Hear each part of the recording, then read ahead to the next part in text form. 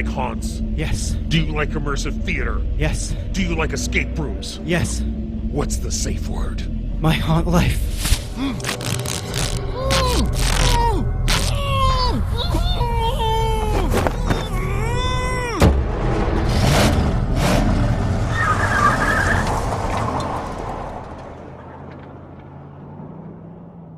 Ladies and gentlemen, welcome to the finish line of Midsummer Scream 2018.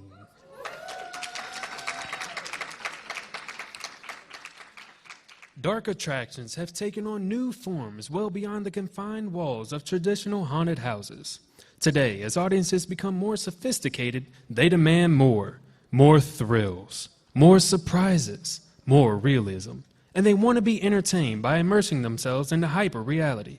Today, we're going to meet some movers and shakers in the industry, from Los Angeles to Central Florida and back, as they discuss new trends in terror that take guests well outside the box and into new realms of fantasy and fright.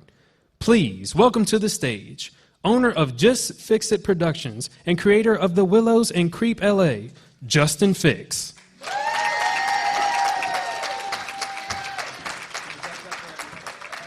Founder of Horror Escapes LA, Rachel Fody.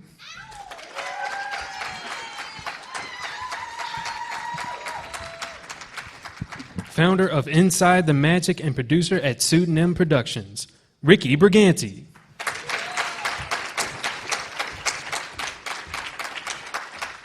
Haunted attraction designer and consultant, Ted Daughtry.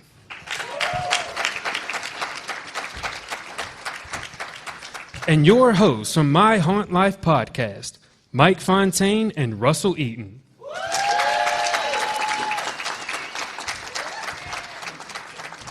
Ladies and gentlemen, the Immersive Horror Box presentation.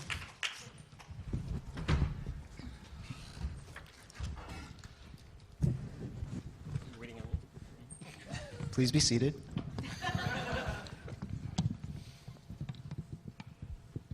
I thought you were going to start this. Hello and welcome to the last panel in this room of the day. I'm Mike. And I'm Russell.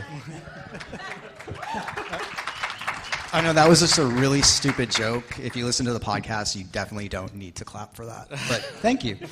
So yeah, this is the last panel of the day in this room. Save the best for last. I mean, look at who's on the stage. This is incredible, and I'm not worthy, honestly. There's so much talent up here that I have none of. So if you're here, you're probably interested in the immersive scene, which has been repeatedly said this weekend on various panels, is kind of booming in the Los Angeles area. And I wrote it down because I couldn't remember it all weekend. The title of this panel is Immersive Horror, New Trends Outside the Box. And I think if you look at the people on this panel, the combination, the common denominator of this is each of these people is creating something, and what they're doing is not straightforward. It is not linear. It is not what you've seen before. And that seems to be something that the immersive community in Los Angeles is gravitating toward, is what's new, what's different. And there is always going to be the interest in haunts. There's always going to be now the interest in escape rooms. There's always going to be the interest in immersive theater now that it's something that more people are understanding and going to. So let's just start going down the line in what are you creating. And Ted obviously has the t-shirt for Murder Co. on. Out of curiosity, who has been to Murder Co., the escape rooms? Okay, so we do have some. How would you describe for yourself? How would you describe Murder Co.? It is an escape room, but it is more than that.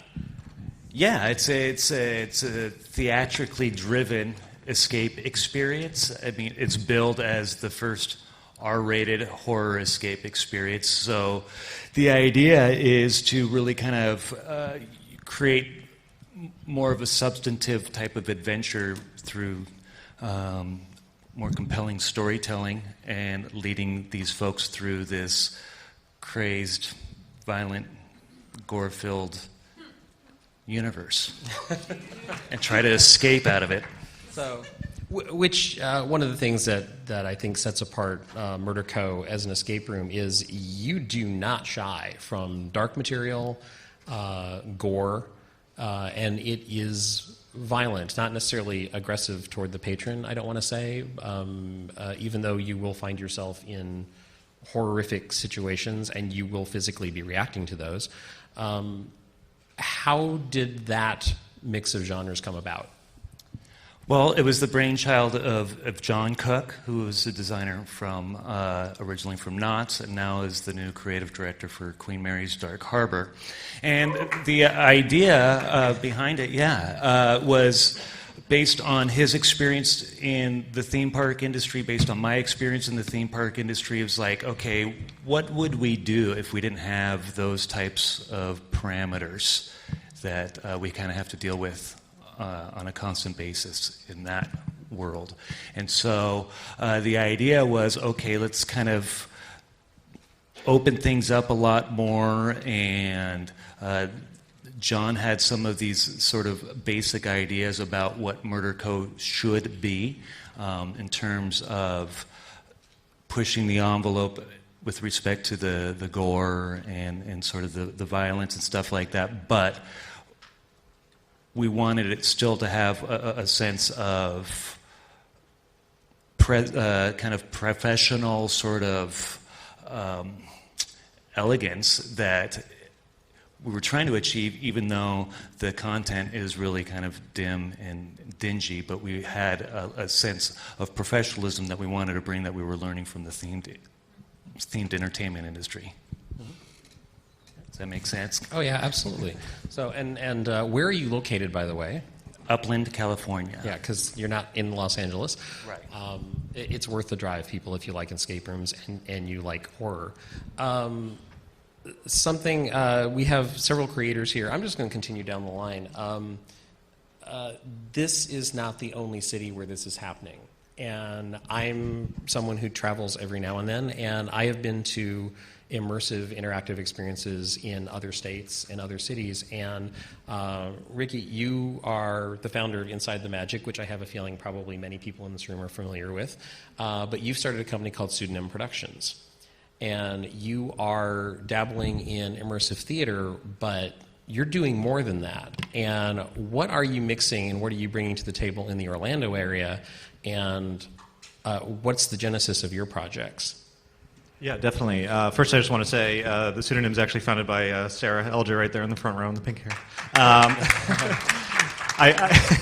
I joined her company about 3 years ago while still doing Inside the Magic because I was so intrigued by the blending of different things. It's incorporating elements of immersive theater, a bit of haunted house elements, a bit of escape room sort of fun, but also introducing a lot of art and architecture and sort of the gaming elements of video gaming, bringing that to life, and incorporating all of that into what amounts to usually an hour and a half, 2-hour experience that brings people together to explore and engage and, like immersive theater, interact with actors, but also sort of be driven on their own and have their own personal journey where they feel like they're sort of the center of the experience. So whether we're telling a story of something that is in the horror genre, which we've done a couple of times out of the 4 big productions we've done over the last 3 years, or it could be just mystery, thriller, intrigue, all of that. We really want people to walk away feeling like they matter in the conversation, that they're not just a passive observer, and that they're really taking part in this adventure, and come away feeling even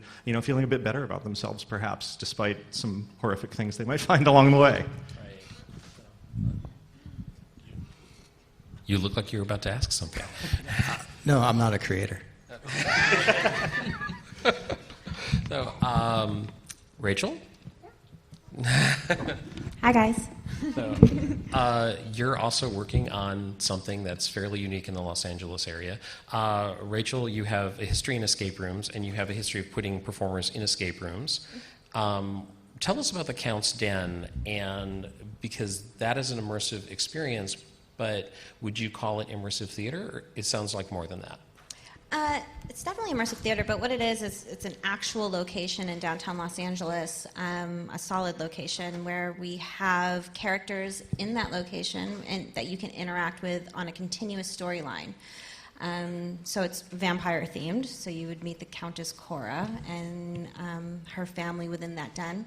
And it's a space where the story continues for, I'm hoping, years, where the actors can actually grow and develop within their character. And they're dedicated. They're dedicated there for at least a couple years. And so it's private membership and invite only. We have a whole back-end ARG and forum that the participants can actually interact with the characters of the space. But it is a set location and space that you can go to and hang out. Actually, some of our inner circle members, we now provide lockers where they can store their own personal stuff. So it's really just a personalized experience within immersive theater where we really get to know the members and the participants that want to engage with us and want to play in a space that's a solid location. And then do those characters lead to specific, because you're describing a location in a lounge atmosphere, they lead to specific shows? They do. Right now, well, we're constantly creating shows, and for instance, on Thursday nights is the Inner Circle member night, where we always have game nights or movie night, and you can hang out, and when you're there, you're interacting with the characters there and gaining further storylines and plots for future stories, which then leads to ticketed events for the characters or just put in the storyline. So right now we're working on an origin series for all our main characters of vampires, and whether you have been a member and actually know the background of those characters or not, if you're just coming in, we'll debrief you on it. It's an episode of how they turn from their mortal life into a vampire. So it's all really kind of tragic. I mean, it is death. We're talking about death here and horror, but how we're doing these shows is in a way where we're hoping to gain an emotional response to our members, to the participants going to these shows, and each character has a very different history from one another. So you can kind of pick and choose your character that you want to kind of vibe with and be more involved with or talk on the forum with. Yeah. And last on the panel is Justin Fix. Justin Fix, I'm sorry, what's the name of your production? Justin Fix Productions. Yeah, it's really clever. So, for those of you who are familiar with the haunt scene in Los Angeles, a couple of years ago, Creep LA burst onto the scene doing something very unique, and that partially is created from this man, and also well known is The Willows, which is a approximately 2 hours immersive experience, immersive theater with definite horror and some haunt overtones, depending on what track you have, and there are multiple tracks that can be taken during the show. So you've dabbled in a lot of different genres. Yeah, so I grew up as like a haunt lover. So naturally, like the Halloween space was something that I really wanted to get into. So in 2015, like a group of 12 of my friends got together and we produced sort of this hybrid haunted house. I always say Creep is like a 360-degree multi-sensory experience that guests are pulled through various rooms and environments and pulled into frightening scenes and encounters.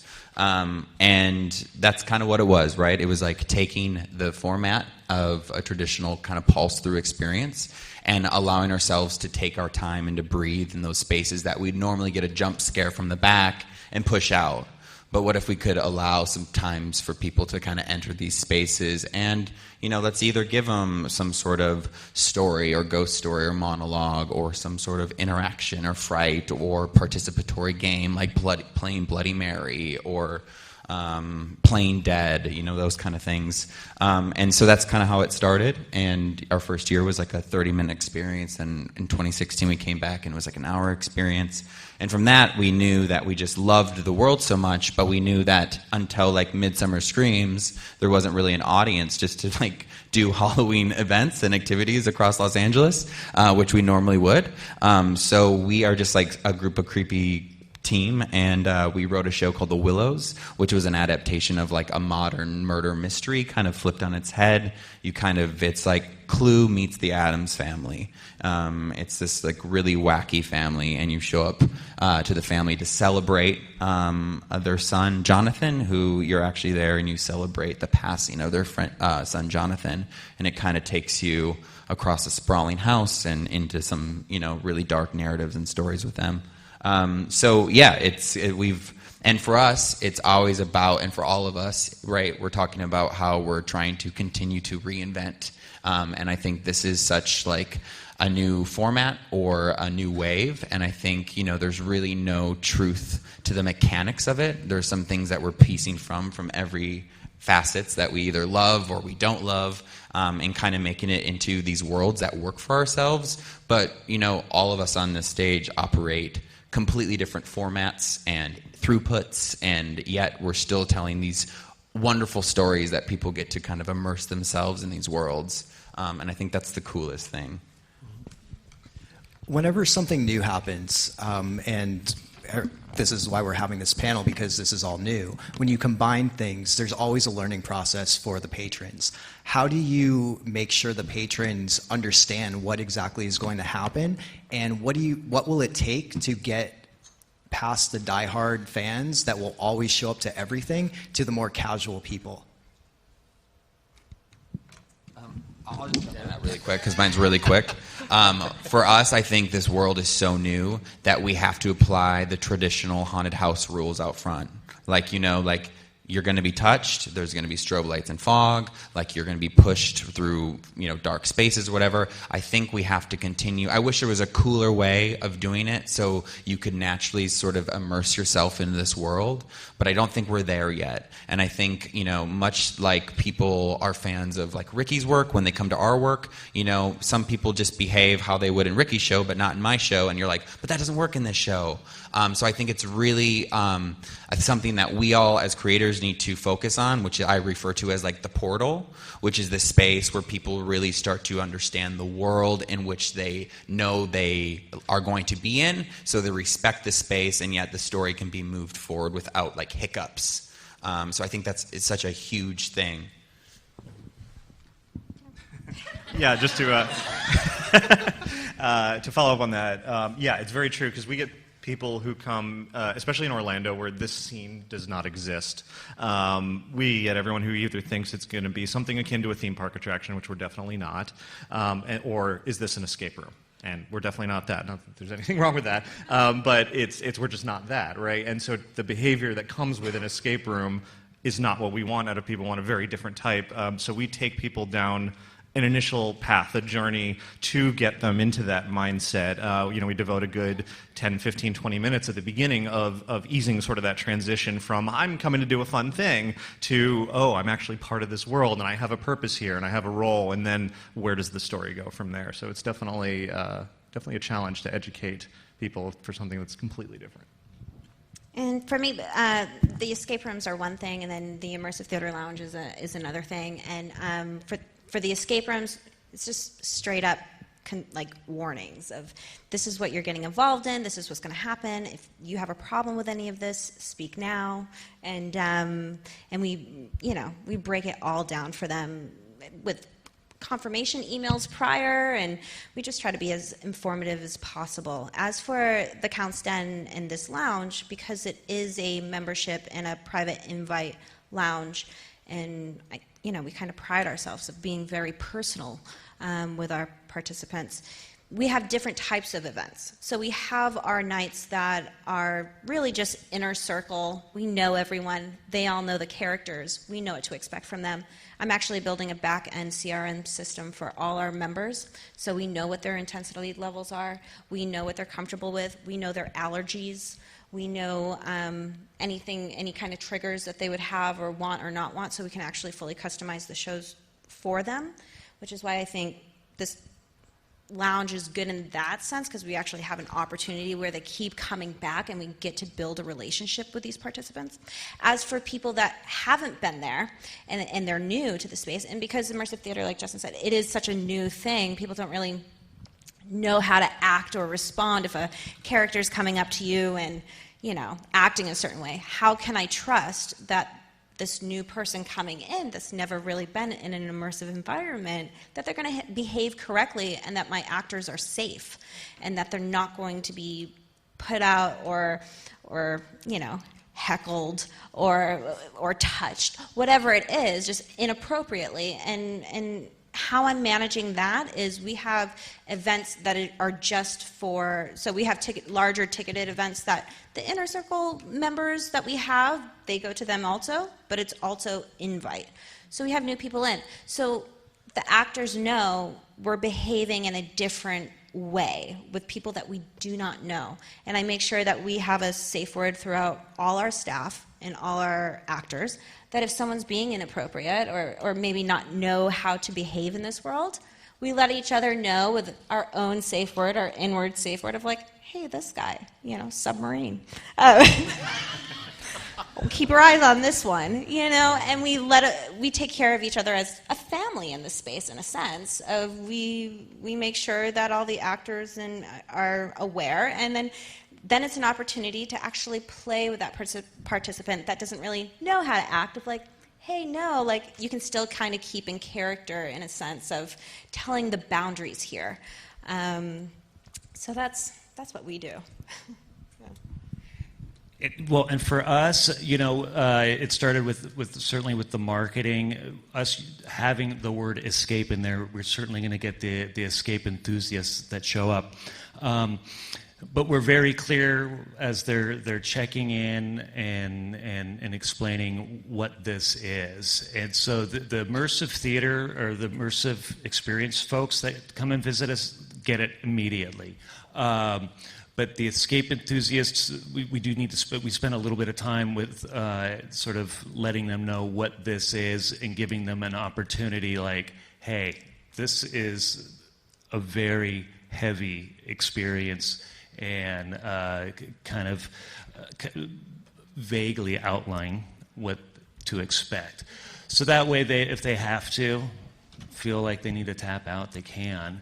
But for the most part, it's surprisingly, the escape enthusiasts have really kind of embraced it and sort of kind of taken it as like a challenge to say, okay, let's try and battle through this type of unique experience. So, yeah. And Justin, you said something to Ricky that someone going to his show might not act the same way as in your show. And then you, Ricky, you had mentioned that there's nothing like this in Florida, really. Would you, at that point, do you think people are products of their environment? So, for example, would someone from Florida come here and, depending on who they, like what they're into, not get it and have to be explained everything? Or do you think that because we're in such a rich environment right now, we all get it just because there's so much of it and there's so much more teaching and learning going on? It's definitely an interesting thing for it to be a little bit out of the bubble here. I would say there's, we've done, out of our 4 productions, we've done one that was a little bit more geared to be traditional. It's called Catharsis, and it was a walk through, in small groups and a scene. And surprisingly, by putting it in that sort of expected format, but doing unexpected things with it, that created a bit of a confusing experience because people expected the traditional haunted house. But by having somebody come in and it's just completely different from the beginning and very carefully crafting those initial opening scenes to allow people to open their minds and be ready for, sort of the more unexpected things that were to come, it's allowed them to be open and play more. So, I mean, to answer your question, I think a significant portion of the people who are normally familiar with theme parks, if they were to come out here and just be shoved into the immersive horror scene, they'd just be like, I'm done. I'm out. But there's also a lot of people who've, I'm sure, read about it, online. It's like, I'm curious. Talking about, Mike brought up the idea of like going forward, and your audience is going to shift. Your audience is going to change.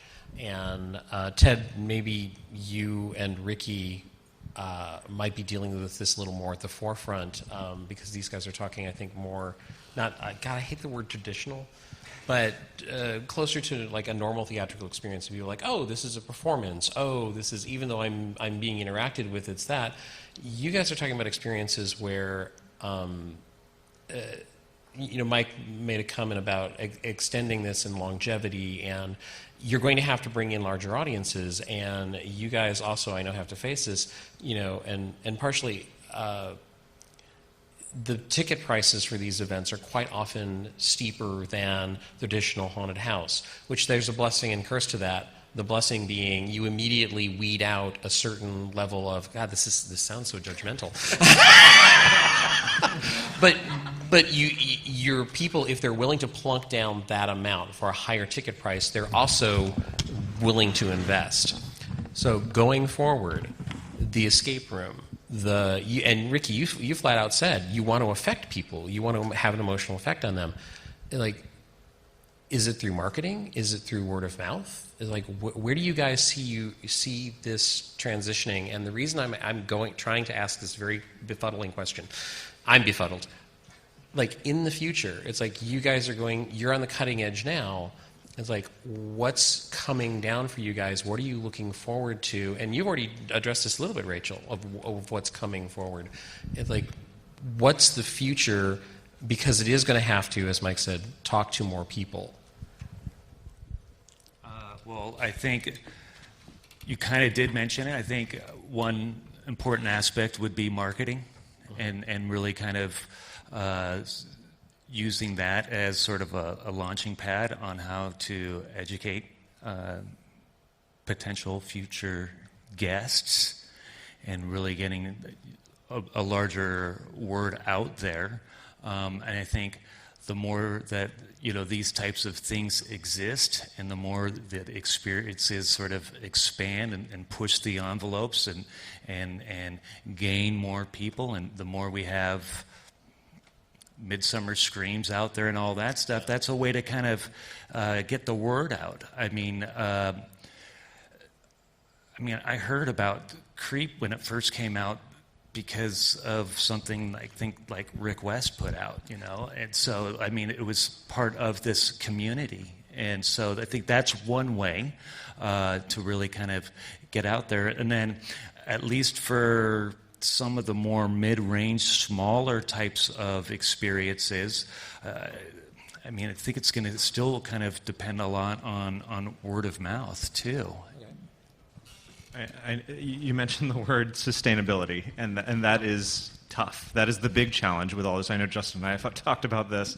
To put on something that everybody wants, that individual, that personal experience, or the customization, and have a whole host of actors and a giant space and all these sets and all of this, but yet you want the one person to enjoy their one experience. You can't keep that going forever. There's a misbalance there. So that's literally what we are working on right now. It's why I sold Inside the Magic recently, so we can focus full time on creating a model that allows for a sustainability and understandability behind this sort of new and upcoming world of immersive, whatever you want to call it, immersive horror, immersive theater, immersive whatever.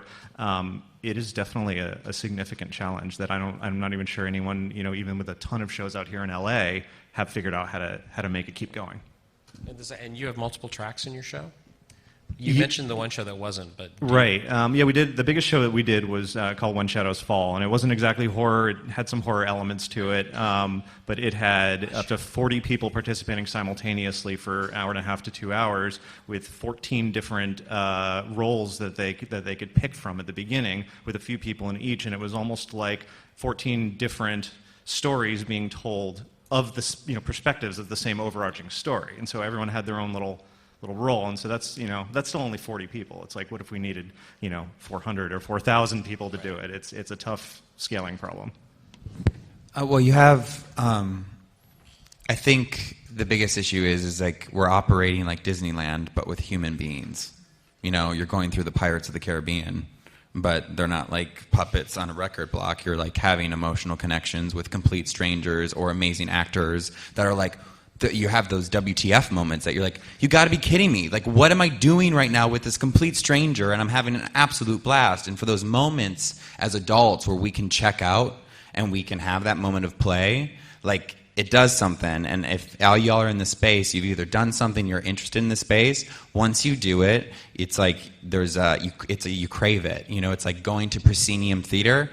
Shows are boring to me, and I'm like a musical theater dude, but like because I'm not up on stage being like, yes, we're gonna kick with the cast, you know, like I'm not enjoying it. You know, like when I saw Carrie the musical like downtown, I was like, yes, put me on the stage, like let the blood get poured all over me, like, you know. And it was a cool way to see theater. Yeah. And you know, I've been trying to trick people to go see theater, but there comes a little wear and tear, right? Because yes, I feel like in the last couple years, we as creators before had been spending a lot of money out of our own pockets to allow people to have these unbelievable adventures.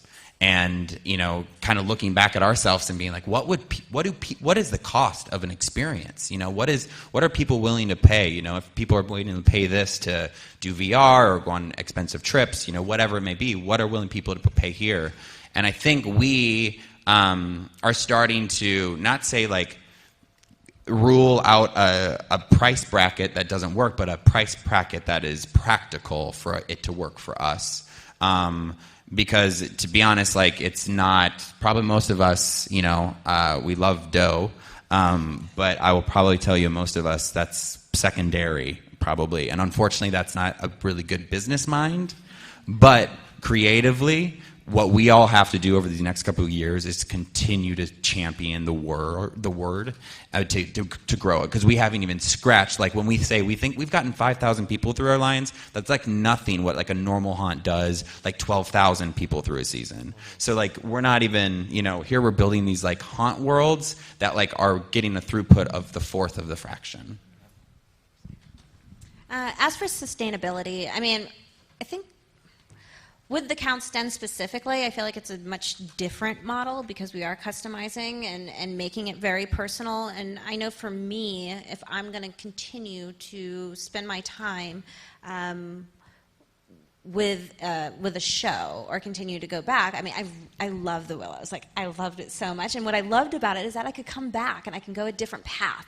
And I really enjoyed that. And I can see the characters again. And maybe they're going to act differently this time or whatever. Like, I myself can kind of choose what I want to get out of that experience. And so for sustainability, I mean, with the escape room industry, I mean, I have multiple of rooms. Once the participants do all the rooms, they're done. And that's it. And because of that,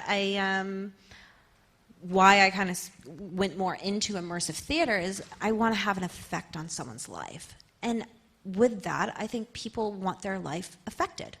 I think people want an emotional connection. They want something to come back to. They want something to see the world around them grow, or vice versa, see something in them grow because a character affected them a certain way, or maybe the next day a conversation goes a different way. Whereas, so the Count's Den, you're actually able to communicate with our characters on a back-end forum, on a Slack app, where, you know, if you have something with our character Jermaine and he's acting weird one day, you follow up with him in 2 days and be like, dude, what's going on?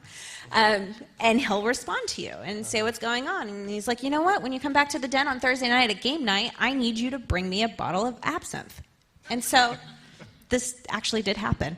And so the participant comes and brings a bottle of absinthe, and then they have that exchange, and the participant had to hide it inside of the den, and then he had to find it. And so for sustainability, because of my experience with the escape rooms and realize that it is kind of one and done once they do the rooms, unless you're switching it up or switching it.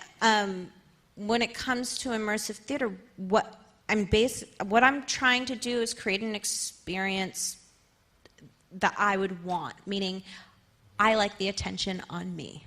So with that being said, I think the participants interacting with these actors and characters, they want the attention on them. They want to know that they're being heard and can go back to those characters and then see them again on Thursday night.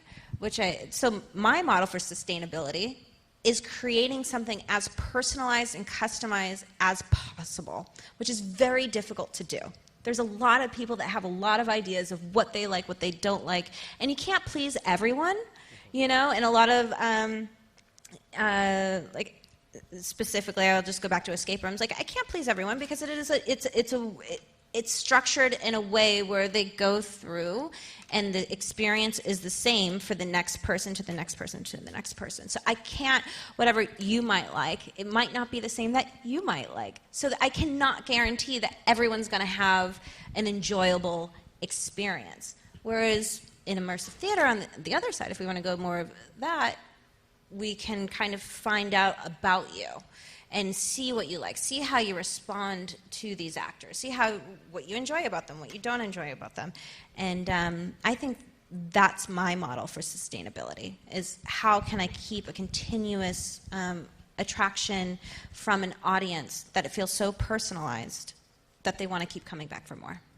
And I think also something you just touched on, and it happens with the Willows because there are multiple tracks in the Willows show, and so if you go back a second time, you're aware that a patron is returning, and so they will get different interactions with different characters. At Murder Co., you have, I don't want to be too spoiler because it's an escape room, but you do have to make certain choices that will affect who you interact with. And that is a kind of a riff on what Rachel was just talking about. And Ricky, I don't know with your show if you've quite encountered that, but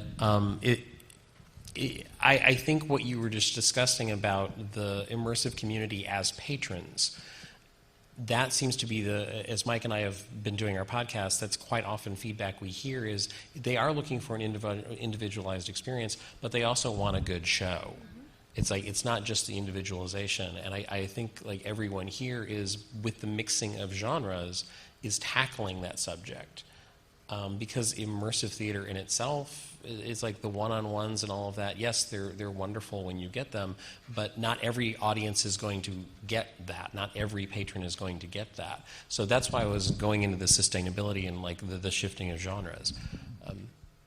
This is kind of like a sister-in-law, cousin type of question to go along with yours to sustainability, but we're in an evolution, you know, like if you like, it's kind of like an I want more evolution. You know, there were haunts, I want more, so then there's extreme haunts came. Theater, I want more, then immersive theater came. Rachel, you went to immersive theater and it's like, I want more, and now we're doing this crazy like customizable thing for pretty much anyone that can get to it.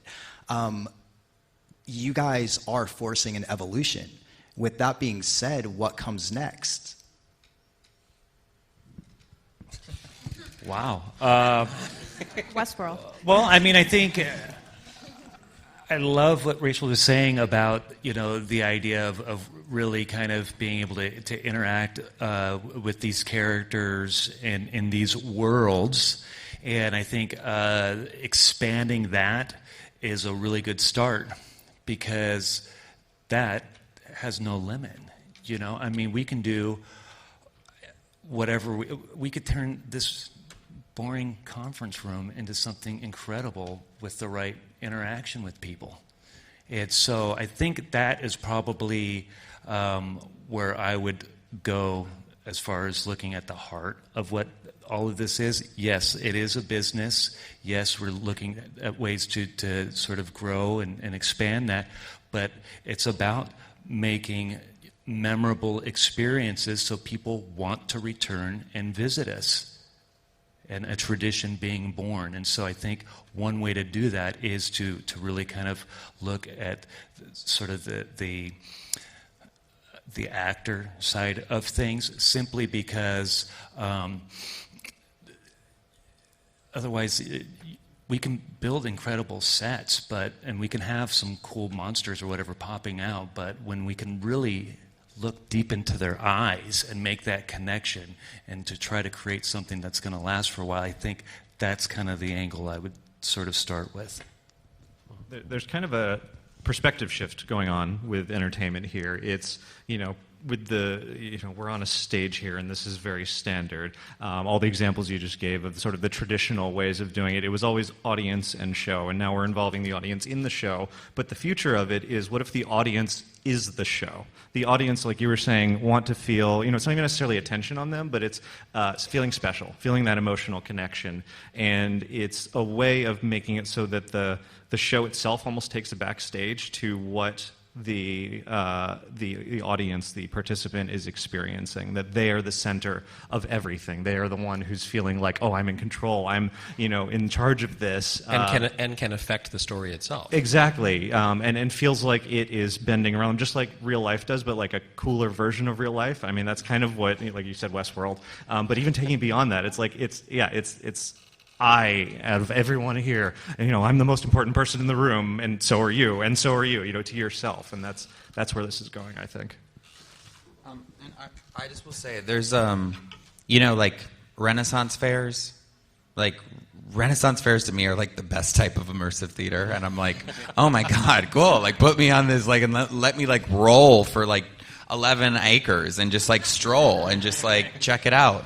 And come across people and share beer with people and learn how to sew, and like to me that's immersive theater. And there is a company, I'll tell you, there's a company in Utah called Evermore, and it's going to be huge. It will be where, when this gets commercialized and when people realize that the theme parks realize that you don't need to invest millions and billions in rides, you need to invest that in people, and then those people can create the experiences for people in the world. And there is a place called Evermore in Utah that's going to open up this September, and you are going to be able to like be loaded into this world and feel transported, and be able to enjoy the seasons, and inside that and get to enjoy like Shakespearean theater, or get to enjoy these like bars and taverns, and be able to free roam, and it's like one big immersive theatrical production.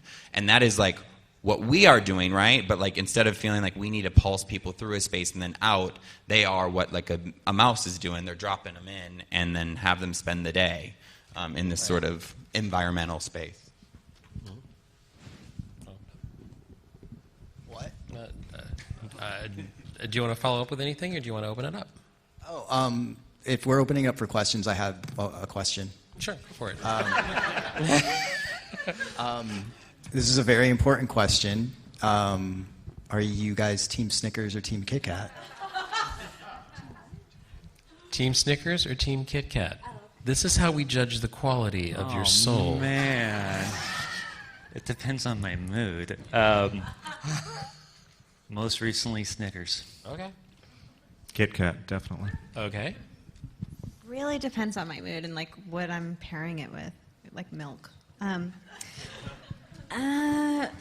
now I'm feeling Team Snickers. I like the Halloween candy Snickers, but I like the king size bar of the Kit Kat. Okay. There's room in this world for everything. Welcome to the immersive experience. Look for clues on Twitter later. Okay. Obviously, we have a lot of immersive fans. We have a lot of fans of these creators in the room. If you have a question, please raise your hand. And please speak loudly so everyone can hear it. And if anyone doesn't hear the question and want us to repeat it, just yell, "Repeat the question!" So, anyone? Questions? Yes. What are your guys' favorite themes or storylines to focus on for your immersive experiences? Well, for me, my roots are, I'm just a Halloween dude, so I love like fantasy werewolves and monsters, like that kind of thing. For a lot of the more recent things I've worked on are kind of deal with more like real life types of horrific monsters, but ideally, if I can mess with vampires and werewolves and things like that, that's my favorite. We've made a pattern of going through sort of historical texts that were interesting in some way, and then pulling from that and sort of being inspired by it. So we've used like Plato's Republic, we've used Greek mythology, we've used I found this really obscure Freud sort of contemporary named Frederick Van Eden, who wrote A Study of Dreams, this bizarre in-depth analysis of what dreams could be, and we did an entire Halloween experience centered around entering a dream world. So there's a lot of really great things if you just sort of hunt around into the history of anything. For me, I love magic, anything magical, or where Count's Den is vampire, but to go deeper than that, for ideas of shows or how to interact with people, I mean, the idea of, like, for instance, suggestibility and how people interact because something is suggested. I almost want to put that in a show to kind of see how people react to it, or even just emotional tragedy, different types of tragedy that we all deal with on a personal level or have a background or history, whether it be domestic stuff or sexual stuff or whatever it is that as a collective in this world have. That inspires me. It inspires me to try to bring that out of people and kind of overcome and actually touch people in a good way so they leave happy. So on top of the magic and the vampires and all of that, in our characters, they do all have a background history that hopefully someone in the audience can relate to and want to explore that with. So. And I just really think we always focused on it sounds so cheesy, but stories that reach out and grab you. And to me, it's just to transport people. And at the end of the day, after you allow people to journey and travel and take in and soak in and reflect, naturally what that does is it allows people to have conversations and allows people to engage. And at the end of the day, with the Willows, as a primary example, we as a team sat around a table and said, wouldn't it be crazy to just get a bunch of LA people together, sit them around a table and eat soup and see how they handle it? And, sure enough, you had a bunch of strangers sitting around and dealing with this really bizarre family and really learning some family lessons and also finding times to look people in the eye and find jokes and similarities between each other. And I think to me we have always been trying to just build a compound of community and people who just to stop sliding left and right and look up and just take this in some now. And I know everyone's put the screen down, but put the screen down, because when you do it and you allow yourself just to take in strangers, it can allow for some wonderful, spark of interest. Soup and a lovely cheese plate, by the way. Oh, thank you. Something that each of you touched on in a slightly different manner. I think part of the reason that there's so much interest in this type of work right now is the emotional impact that it can have. And if you feel awkward, if you feel scared, if you are challenged, if you do make an emotional connection, which is what all of these different experiences seem to be, that's what's drawing people to them. It's and I'll be the first to admit it, I've had a transformative experience inside an immersive show, where I literally just let go and somebody challenged me of examine this. And I think those moments, and I think probably as creators, each of you have seen something like that. It's I think that's what draws these people here. I think that's what draws the community. And LA is a big city, and there is a rabid community right now who's absorbing all of this work. But I think it comes down to the emotional impact. And even if it's, for lack of a better word, shallow, even if it's minor, it's still there. It doesn't have to be transformative if it's just a connection. If it's just literally comforting someone over a bowl of soup. It's even it's scaring someone through a sheet of glass. Or challenging someone to think about a game and how they can affect the outcome of what you find in the scene. So, sorry, just digressing for a moment. Yeah, it does answer your question. So, yeah. Are there any emerging technologies you guys are excited about entering the space that you may incorporate into your respective experiences? The question, in case anybody is, are there emerging technologies that are exciting these guys that they might be able to incorporate into this type of creation and experiences? We're definitely tech focused moving forward, and personally, the potential of augmented reality, I think, is what is most interesting to me as a tech person. I'm not the biggest fan of virtual reality, to be honest, because it does block you from the rest of the world. It can be the most amazing VR experience ever, but you're never in the real world. And that's what we do. We're all about something that feels grounded and real. And I think as far as tech goes, AR has tremendous potential to add another layer of fantasy that you can't produce in the real world. Do some magical elements that are, sure, there's smoke and mirrors, but in another few years, once it gets, if I had contact lenses that did AR or something like that, that would be incredible. Excuse me, for the sake of this panel and the community, is like define how you are interpreting augmented reality. Sure. It would be, to me, it would be if my chair was empty and you all had some sort of tech something, embedded in your head or something, and you could see me sitting here even though I'm not really here. So it's a layer of fiction, a layer of fakeness on top of reality that feels real, without blurring the rest of the world. Okay. Yes. A general question for all of you. What's next? Specifically, are you opening up more rooms? Are you going to do anything in California? Are you opening up more rooms or having more shows with Count's Den? Is the Willows coming back? I mean, Willows and Creep LA, are they coming back? Well, with respect to Murderco, we're going to be expanding it in terms of our actors and the characters that are inside of the experience through time, and with that, the experience will be altered as well. So it won't be the same thing that people have already gone through, and eventually, yes, there'll be more rooms down the line. California, maybe. Yeah, we're not necessarily set in Orlando specifically forever, but what is in store for us, Synonym Productions, is, we like to say we question reality. And so that sort of is a broad statement on purpose, because we want to take whatever reality whether it's coming to an experience, whether it's sitting at home on your computer, whether it's being on your phone, whether it's being here in this room right now, and we want to add another layer of interestingness to that, of mystery, of intrigue. And so we're currently, just very recently, we've really sort of put the work down, and we're working full-time on developing all the variations of what that could mean moving forward, not just a series of pop-up productions, a more complete company to move that forward. What's next? I'm opening up another escape room next week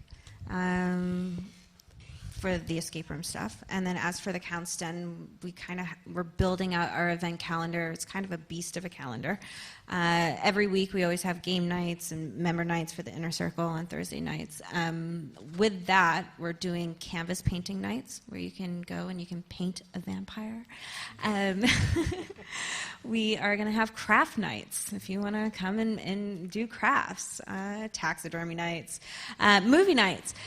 We're going to have something going on every night of the week there. It's still new. I mean, we've only been open for 2 months, and in that time, we've already we created a vampire origin series for all our main characters. So you get the back-end story of a ticketed immersive experience of what happened in their mortal life that turned them into a vampire. So we're currently writing a show right now for each one of our characters. We just released one that's one and done, and for Jermaine. And then after that one, if you bought a ticket to that event, you get a special solo event, like a sequel, to get more in depth of that character where you have a one-on-one experience with them. And that will be the same for all our characters. So right now we're writing an episode for Elizabeth, the very sexy vampire, and in her origin story in the 1800s, and for each one of our characters. So every month, I'm hoping throughout 2018, every month we're having one of those larger immersive shows, and then sequels every 2 weeks after that, and then just have a full-on calendar of events every week. Yeah, so we were here today, for those of you who saw us walking around with things on our heads. So you were speaking to, or he left, good. Well, he was speaking to a question about technology. But what's really cool is, too, in this format and this type of storyboarding and gamifying stories, we kind of made Willows and adapted Willows into a VR experience. So much like what the Willows was a 2-hour experience, now you can actually put on a headset through like Oculus Go and download it, and it's kind of like choose your own adventure. So it's actually interactive. So you're not not just a fly on the wall. You actually get to pick and choose. Like, do you want to go upstairs with Deirdre, or do you want to go get drunk with Claudia in the basement? You know, and so you're like, oh, so you get to, it's kind of gamifying. You get to kind of see the world and get to see all these different stories. So I think that's really cool. And because we're not bringing back the Willows this fall, we'd love to, but we are bringing back Creep. So so it's you know, you guys, it's the scariest thing in Los Angeles is trying to find a space. So like, hopefully everything's moving well, but like, we got a space as of Tuesday, and we casted this thing as of yesterday. So like, we're happening, but like, you know, Congratulations. Yeah, we'll see. Yeah. And show the flyer. Oh, so this is for the Will. So if you want one, if you want to keep up when we release tickets for Creep, come up here and you can just grab a stack of these, and that's where you'll see everything gets released and posted and that kind of stuff. And we'll be in downtown LA this year. It's for some of you. Any more questions from people? Anyone? There's a bright light right there, so I can't quite see. Yes.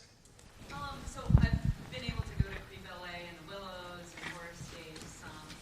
I'm just curious, either for those shows or for all of you, were there movies, TV shows, books, games that inspired you for those specific stories that you're telling right now?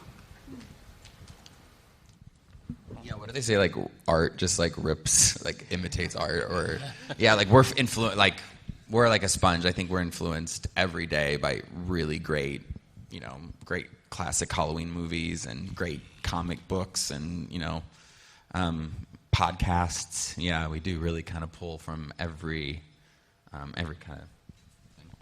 Yeah, I just like playing pretend. I enjoy that. I enjoy. I think it's also easier. I know I keep like bouncing on the emotional stuff, but I think it's easier to kind of relate with people in a pretend world. So I think that's always like kind of like watching TV or movies and seeing a character really come raw with their emotions. And because it's on TV or in a movie, it's like I almost have this space where it's not real life, but I can get into that character and fall in love with that character. So I definitely, I've been affected by the media surrounding me and being artistic, trying to create almost something very similar. Again, sort of the question earlier about the historical texts that I said, there's such a rich history of art that it's easy to be swayed for like current things, that are on TV or in the box office or whatever. But we've drawn from, we go back to like Fritz Lang's Metropolis for inspiration. Terry Gilliam's Brazil, which is an amazing movie. Pulling just elements of that and mashing them together to create your own thing. Yeah, I love working on attractions that are based off of researching a lot of history. Love that kind of thing.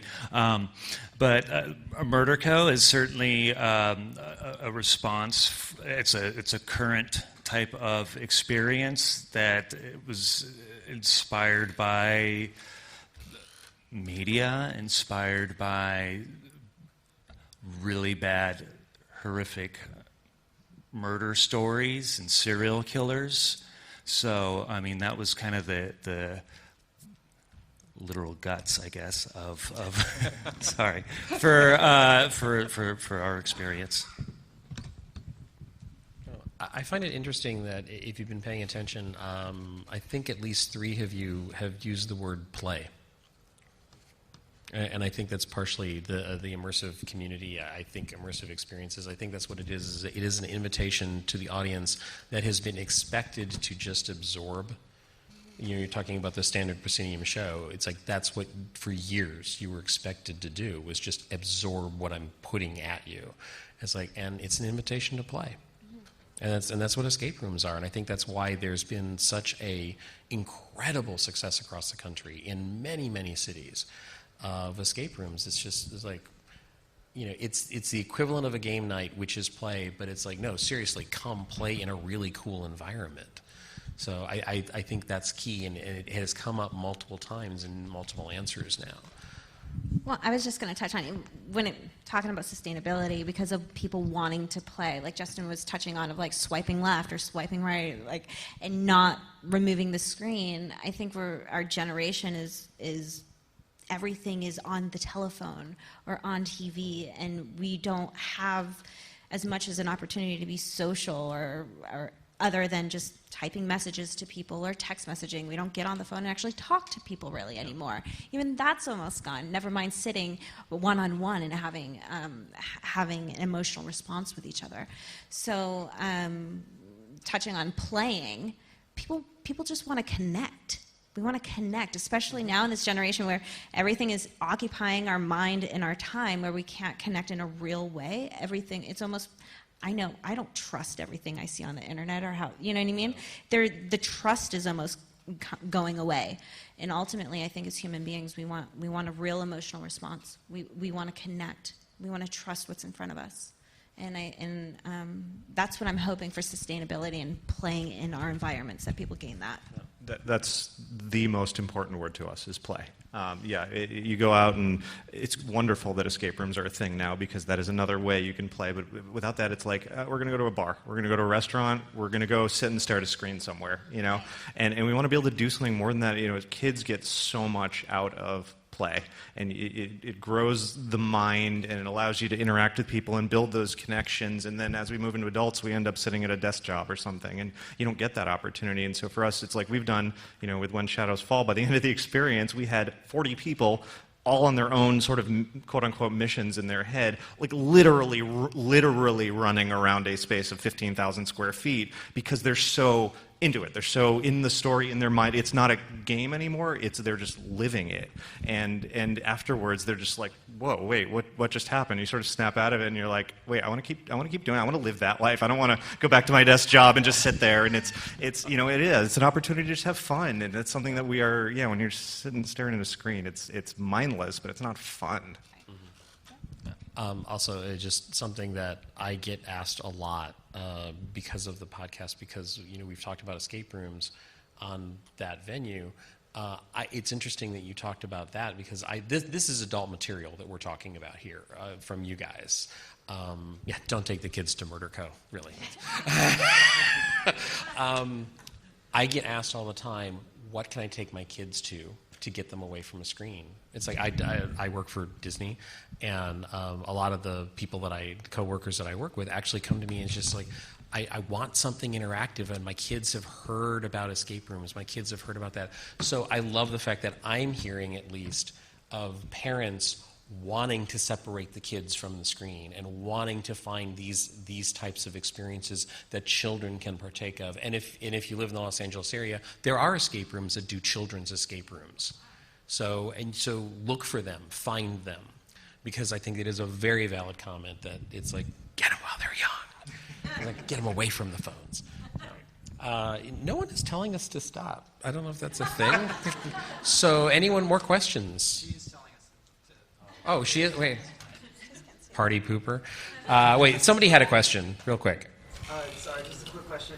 As like directors and creators of immersive theater, creating like a whole a realistic world as you can possibly. As regards of your actors that you hire, how do you make sure that the roles that they're playing when they're covering like kind of like dark and sensitive topics doesn't really affect them? What do you look for like an actor basically is what I'm making sure to make sure that it's not gonna, especially when it's coming so much alike and you're having like weekly things as the countdown and stuff like that. How do you make sure it's not gonna be like affecting them off the stage, I guess you would say? Well, for me, okay. Well, for us, the countdown, the actors actually create their own character. It is definitely a collaborative project in the Count's Den. We all come together kind of like a family, and they decide, okay, what are you comfortable with? What do you want to explore? You're kind of committing to this for 2 years. What type of personality within you as an artist wants to explore, and what is that? And I think that's the beauty of our actors, is that they're all doing it because they're exploring and growing within that character, because they're picking and choosing.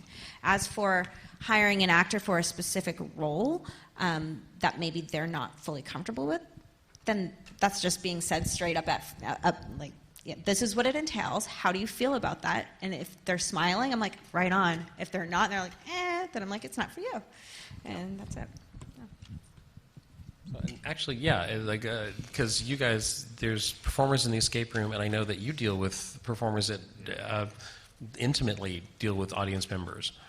Yeah, we the one that comes to mind immediately that we cast very specifically in the Halloween experience we did last year, A Study of Dreams. We had after a long path, we had a scene that was very intimate. It was actually in a shower, and we encouraged. We didn't even encourage people on their own had the ability to step into the shower with an actor and partake in a scene, and that meant removing clothing and all that sort of thing. And we knew that's a huge, very careful thing we had to orchestrate. And so the actress that we cast for that was a former dominatrix. We knew she could easily understand boundaries and consent and could handle situations like that with ease and with grace and know how to work around the very nuanced roles of that. So sometimes it's just finding that right specific person who can handle it. And definitely I would never force someone into a role like that. Someone just actor A, jump in the shower with people. No, that's a little absurd.